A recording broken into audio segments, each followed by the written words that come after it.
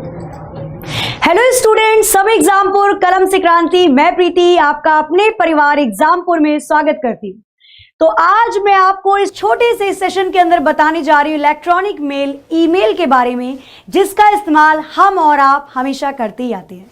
Email के अंदर कौन कौन से क्वेश्चन एग्जाम के पॉइंट ऑफ व्यू से बहुत ही ज्यादा इंपॉर्टेंट है, वो सारी चीजों को आज के सेशन में देखते हुए चलेंगे। ईमेल की फुल फॉर्म होती है इलेक्ट्रॉनिक मेल। ईमेल का आविष्कार 1971 में किया गया था। ईमेल के फादर रे टॉमिल्सन को कहा जाता है और भारत के अंदर ईमेल लाने वाले व्यक्ति शिवा आयादुराई थे।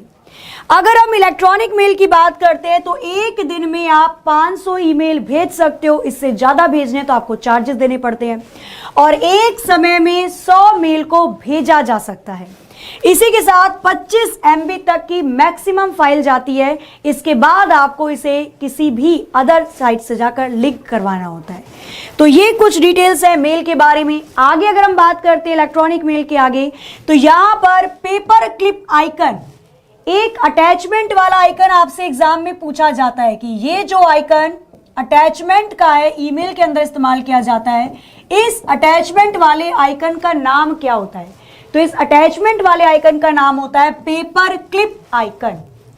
जो अनफिनिश्ड मेल होती है, जिस मेल को आपने भेजा ही नहीं, जो अभी तक पूरी नहीं हुई, वो मेल ड्राफ्ट के अंदर सेव होती है।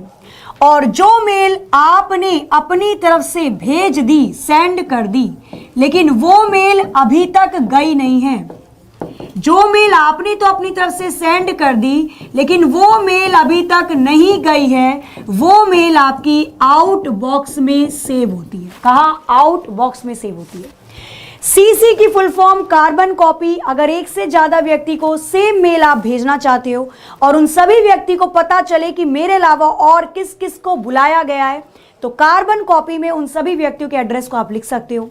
बीसीसी की full form blind carbon copy. Blind मतलब अंधकार में रखा जाता है इन लोगों को। एक साथ बहुत सारे लोगों को मेल भेजना है और सभी लोग आपस में ना पता कर सकें कि मेरे अलावा और किस किस को बुलाया गया है, तो बीसीसी ब्लाइंड कार्बन कॉपी में उनका एड्रेस डालकर मेल किया जाता है। बात करते हैं हम प्रोटोकॉल के बारे में कि ईमेल के अंदर कौन कौन सी प्रोटोकॉल का इस्तेमाल किया जाता है। अगर मैं प्रोटोकॉल की बात करती हूं तो व्हाट इज प्रोटोकॉल? पहला शब्द यह आता है कि प्रोटोकॉल होता क्या है। किसी भी नियम व कानून को, किसी भी समूह, नियम व कानून के समूह को प्रोटोकॉल कहा जाता है। Rules and regulations, set of rules and regulations, protocol इसको कहते हैं। हमारी सारी चीजें इंटरनेट पर पड़ी हैं, पर क्या सभी लोग हमारी डिटेल्स को देख सकते हैं? क्या मैं आपके मैसेजेस देख सकती हूं जो आप इंटरनेट पर कर रहे हो?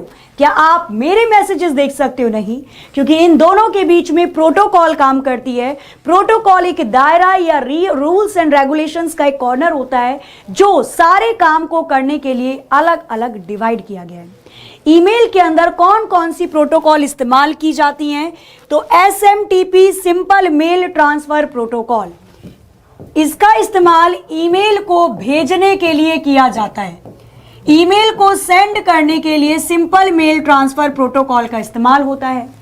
POP, पोस्ट ऑफिस प्रोटोकॉल, और अगर आगे 3 दे दे तो याद रखिएगा फिर वो वर्जन 3 की बात कर रहा है। POP प्रोटोकॉल का इस्तेमाल ईमेल को रिसीव करने के लिए किया जाता है। ईमेल को प्राप्त करने के लिए POP प्रोटोकॉल का इस्तेमाल करते हैं।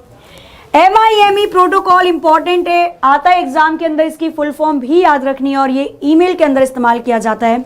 MIME की फुल फॉर्म होती है मल्टीपर्पज इंटरनेट मेल एक्सटेंशन। तो ये सारी प्रोटोकॉल इलेक्ट्रॉनिक मेल, ईमेल के अंदर इस्तेमाल की जाती है ताकि आपके मैसेज को सही जगह पहुंचाया जा सके। ईमेल के एड्रेस के अंदर कौन कौन सी चीजें सम्मिलित होती हैं?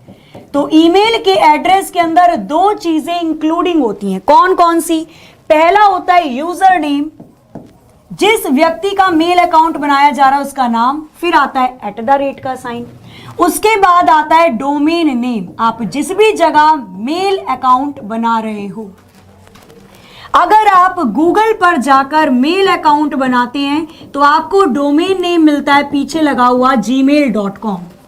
अगर आप याहू के अंदर जाकर मेल अकाउंट बनाते हैं तो yahoo.com आपको मिलता है मेल की बात। अगर आप रेडिफ के बराबर में या रेडिफ में मेल अकाउंट बनाते हैं तो बराबर में rediff.com मेल अकाउंट के साथ मिलता है। और अगर आप माइक्रोसॉफ्ट पे मेल अकाउंट बना रहे हैं तो लास्ट में डोमेन नेम आपको मिलता है hotmail.com। तो ये कुछ डोमेन नेम होते हैं। आपसे क्वेश्चन के अंदर पूछा जाता है कि ईमेल के एड्रेस में कौन सी चीज नहीं आ सकती।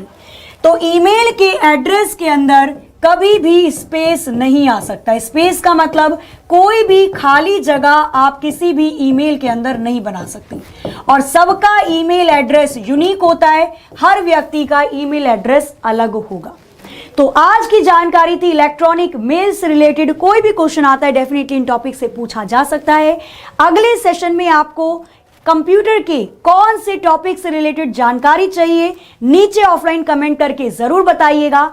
आज के सेशन को यहां पर एंड करते हैं। तो जाते जाते जो भी बच्चे हैं जो बाद में क्लास में आए हैं, बिल्कुल एक बार जरूर पूरी जानकारी को देख के क्लास को लाइक जरूर कर दीजिएगा। जो नए बच्चे हैं चैनल को सब्सक्राइब जरूर कर दीजिए। और हमारे ऑनलाइन कोर्सेज से जुड़ने के लिए एग्जामपुर का